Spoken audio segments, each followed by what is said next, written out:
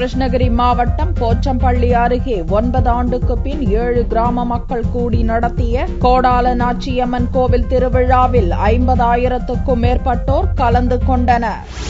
கிருஷ்ணகிரி மாவட்டம் போச்சம்பள்ளி அருகே உள்ள குள்ளம்பட்டி, மூங்கம்பட்டி, கன்னியூர் உள்ளிட்ட 7 கிராமங்களைச் சேர்ந்தவர்களுக்கு பாத்தியப்பட்டது கோடால நாச்சியம்மன் கோவில். இந்த கோவிலில் 7 ஆண்டுக்கு ஒருமுறையும் அதை தவறவிட்டால் 9வது ஆண்டிலும் கோவில் திருவிழா நடப்பது வழக்கம். 9 ஆண்டுக்கு பிறகு இத்திருவிழா துவங்கியுள்ளது.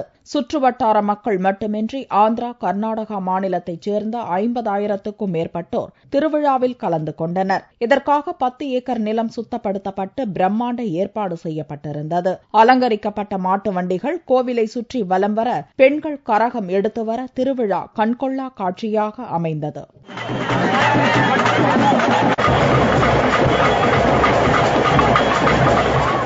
ஆயிரக்கணக்கான பெண்கள் மாவிளக்கு ஏந்தி ஊர்வலமாக வந்து கோவிலில் படையலிட்டனர். இந்த விழா மேலும் 2 நாட்கள் நடக்கிறது.